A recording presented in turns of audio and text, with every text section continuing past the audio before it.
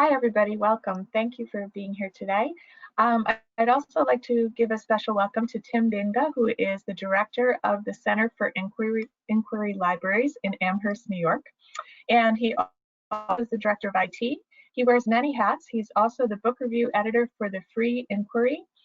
He's the archivist, purchasing director, and chief archives officer for the Robert G. Ingersoll Birthplace Museum. And he's lectured on topics such as Dr. Ray Von Price, patent medicines, Albert Hubbard, as opposed to L. Ron Hubbard? I don't know. The RMS Titanic, digital libraries, Robert G. Ingersoll, transracial adoption, and more. He's written articles for Free Inquiry and Skeptical Inquirer magazines, and he's in the Dictionary of American Philosophers and the Encyclopedia of Time, as well as being a serial contributor to the New Encyclopedia for Unbelief. And in his spare time, he writes science fiction and fantasy, does fine-scale modeling, researches local history, and takes way too many pictures of his dog for Instagram. So Tim, thank you for being here today. I know that you have some slides you want to share. Maybe as you show us the slides, you can talk to us about what a typical day is like in your library. Okay, I'll do so. Well, let me show you a little bit about what we do here at CFI first, and I can show you a little bit about the libraries. So okay. Let me run that. Oh, we did it again. Let's just switch that over. There we go. Is everything good? Yes, yes. Looks good. All right. Well, thank you for coming today, and let me tell you a little bit about our libraries and Center for Inquiry. This is our building in Amherst, New York. Yes, there's snow on the ground. It was taken a long time ago. Anyway, the Center for Inquiry is dedicated to promoting and defending science, reason, and free inquiry in all areas of human endeavor. As part of that mission, we have three organizations that, or programs, and I'm going to start with the Richard Dawkins Foundation. The focus is on teaching science, science literacy, and evolution. The Teacher Institute for Evolutionary Science, otherwise known as TIES, provides the tools for teachers to teach evolution in schools. We also have the Council for Secular Humanism. The focus here is on support for humanists and non-theists. CFI is an NGO at the United Nations for non-believers. We run the Robert Green Ingersoll Birthplace Museum in Dresden, New York. We created the Free Thought Trail Project. The Council publishes Free Inquiry magazine bi-monthly. One of our newer programs and very important programs is called Secular Rescue, which is an organization that helps non-theists threatened with their lives because they publish blogs or just generally being persecuted because they're non-believers. And what we basically do is get them moved to safe places, safe countries, out of their area.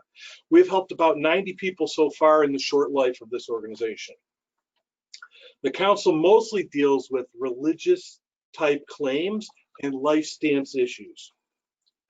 The Committee for Skeptical Inquiry, the focus in this area is on science, science popularization, and science literacy. But utilizing science to disprove paranormal phenomena is what we're mostly known for there. Areas here are covered such as UFOs, ghosts, cryptozoology, astrology, quack medicine, alternative medical claims, unusual phenomena like crop circles, miracle claims, fake lore, and pseudoscience. The committee is mostly known for providing experts for those areas that we cover and being on TV shows like Finding Bigfoot or those things. We get that last 2 minutes of the show that tries to make it appear balanced, even though it really isn't. And we publish Skeptical Inquirer bi-monthly. Can you tell us a little bit about what a day is like? Oh, I'm sorry, you're still telling us. Oh, I've got plenty to go, believe me. I just want to go through a couple more things and then I'll be right with you, okay? Okay. The primary mission of these organizations is to approach scientific skepticism. We use critical thinking and reason instead of superstition. So the Center for Inquiry covers these areas. Now, the libraries themselves, which I'm going to cover, approximately 75,000 books, 120,000 issues of periodicals. We don't circulate materials, but we consider ourselves a library of last resort for ILL purposes, if something's not too rare. We're in the process of creating a new website for the libraries. We use cyber tools for libraries as our MLS. OCLC for cataloging, and our OCLC symbol is ZCQ. Just show you a couple things we have in the libraries. This is some Ray Von Pierce materials. He is a local manufacturer in Buffalo, second only to Lydia Pinkham in the area of selling patent medicines. And we have a lot of these items, particularly on New York Heritage, which we are, we have actually only about 15, 20 items, but I want to try to get more of these items onto New York Heritage. We also have Robert Green Ingersoll materials. We run his birthplace museum. Ingersoll was known as the great agnostic, and he was probably heard by more people than anyone else before the advent of radio. And we run the Birthplace Museum in Dresden, New York. Thomas Paine materials. These are first editions of The Age of Reason. He was, of course, very anti-religious in a lot of ways, and so therefore we have a lot of his materials. We also have a signed Elizabeth Cady Stanton autobiography right here, which is kind of an interesting little work.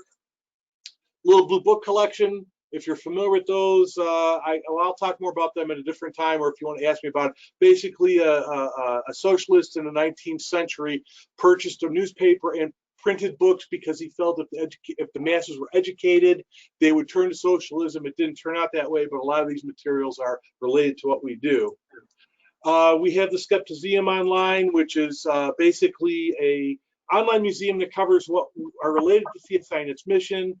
But we basically, it's an open storage museum, so it's not really a museum because we don't interpret the materials and we don't put them into context. But these are some of those type of items that we have in there: vampires, medical claims, miracle claims, etc. Snake oil, which is an interesting little subject. The Sutherland Sisters. And then we have the Steve Allen Room, which is basically the Steve Allen, the entertainer from the Tonight Show. He created that format. He's the one who helped us out a lot in our early years. These are notebooks of materials related to what we do in some way. We didn't get his comedy or his music or any of that sort of thing. But if you see this other picture right over here, there are pictures with Bob Hope. There are some of the items behind him. And so it gives us a little provenance for some of that. And then finally, two more things. This is a script of the Meeting of the Minds TV show, which is basically Steve Allen wrote about 4 people from history who would talk about philosophy and general things, which is a really cool show that was on PBS for a number of years. And this is the pilot script of his. All his writing is in it, all the changes and everything else, which is really cool. Finally, the Martin Orrin collection, which is he was a psychiatrist, very important in the fields of psychiatry, experimental psychology, and hypnotism. He was the first to scientifically examine hypnotism, and he helped establish the limits that the courts use hypnotism for. So the Supreme Court cited him 34 times.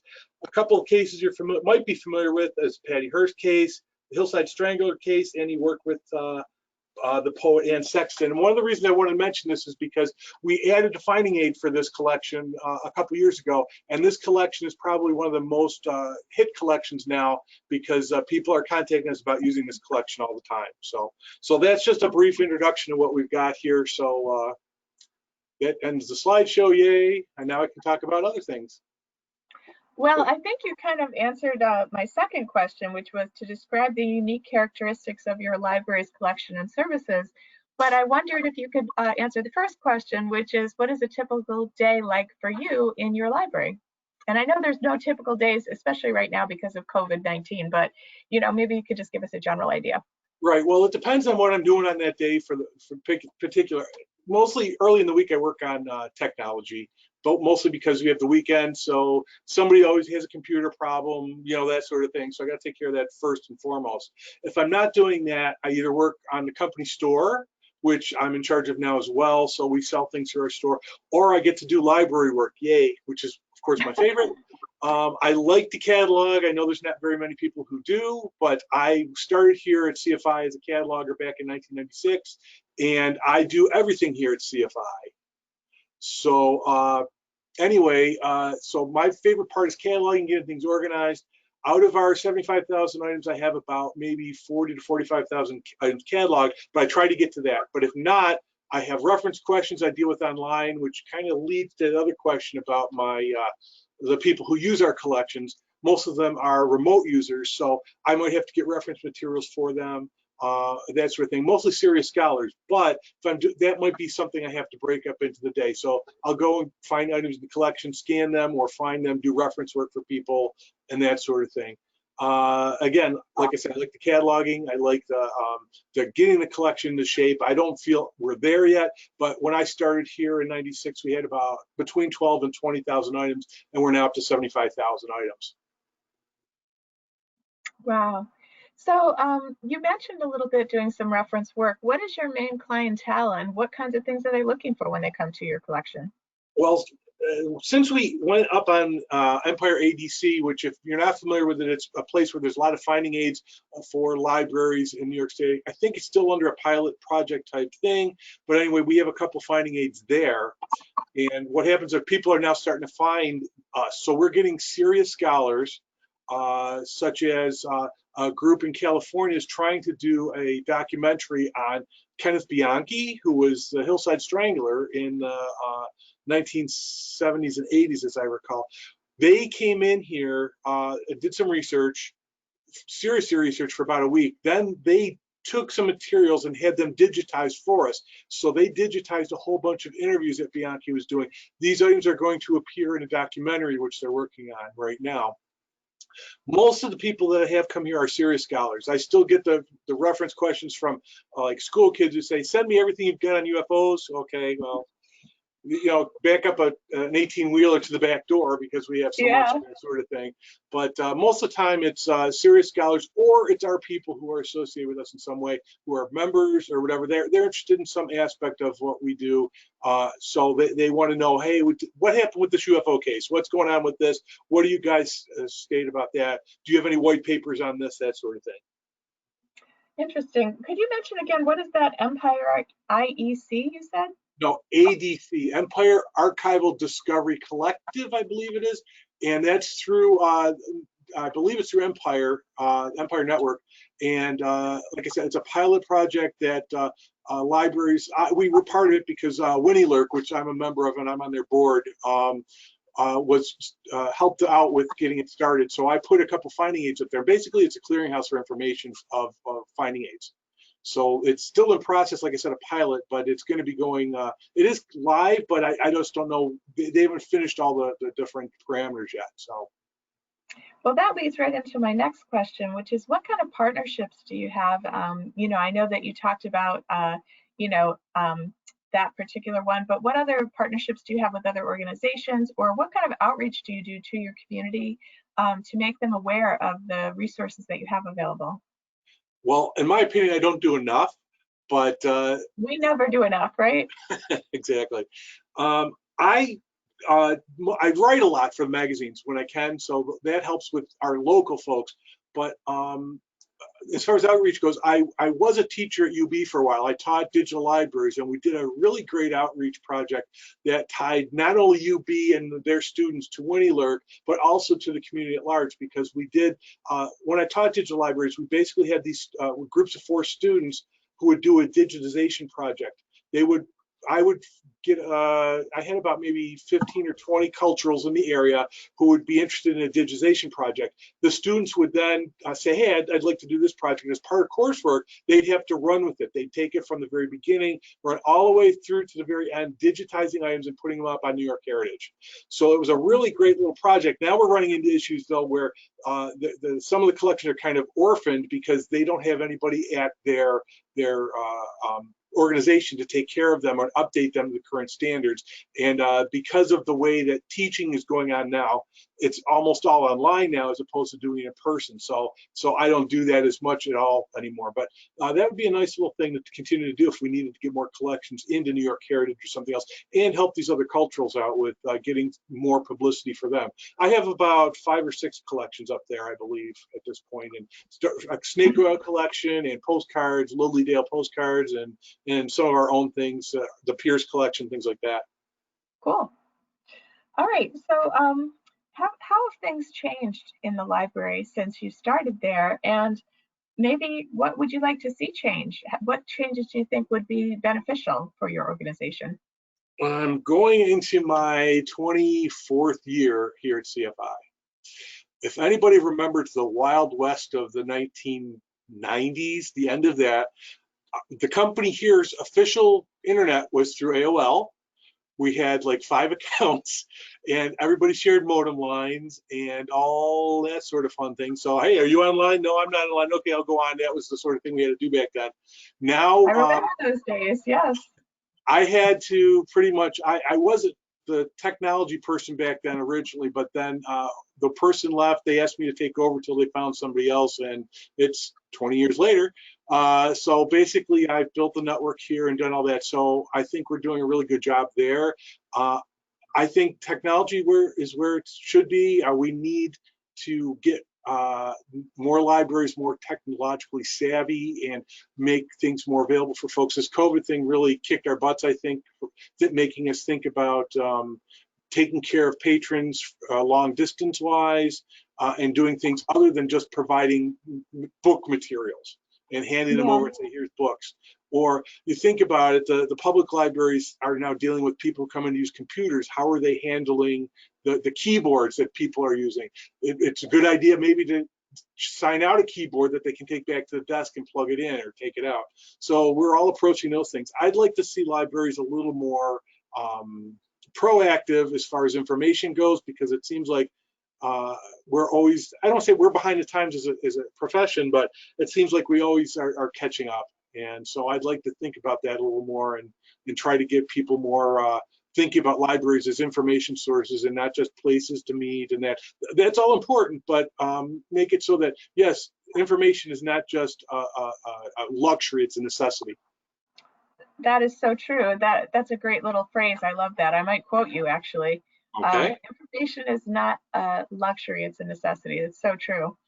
So do you have anything else you want to say about your collection or your work before we turn it over to questions from the audience?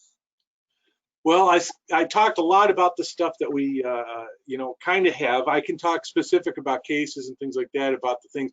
I help our research fellows. I really like doing research for them. I did a lot of research for the Free Thought Trail. I'm getting to the point now where I'm away from helping people as much as now I'm starting to write my own stuff a little bit more. So but I still want people to contact me and help have me contact them about information they need from our sources, and that's a big thing. I'm here to help them, but if I'd like to get more publicity about us and say, hey, contact me. I'm willing to help. And I think that's we have unique resources here. A lot of it is actually pro in the paranormal. Why? Because there's more of those materials, but we have to have those to refute facts of things. We have a COVID center on our website. I've worked with the Snopes folks, if you're familiar with those people who are doing the urban legends and all that sort of thing. So their website, we've had them at our conferences. We have an annual conference in Las Vegas. So we do a lot of things, and to be honest with you, 20 minutes doesn't sufficiently cover what we do, but hopefully this is a good overview to say, hey, I'm interested, and let's talk some more. Yeah, I mean, I honestly had never heard of this library before. I'm embarrassed to say, but I'm very pleased to learn about it. And I think there are, certainly it seems like your focus is really on the search for truth, particularly, as seen through the eyes of science rather than, some other lenses that we might look at the world through. So, as a librarian, of course, that's close to my heart. So do we want to open it up to questions to any of the audience members? Sure. Questions for Tim?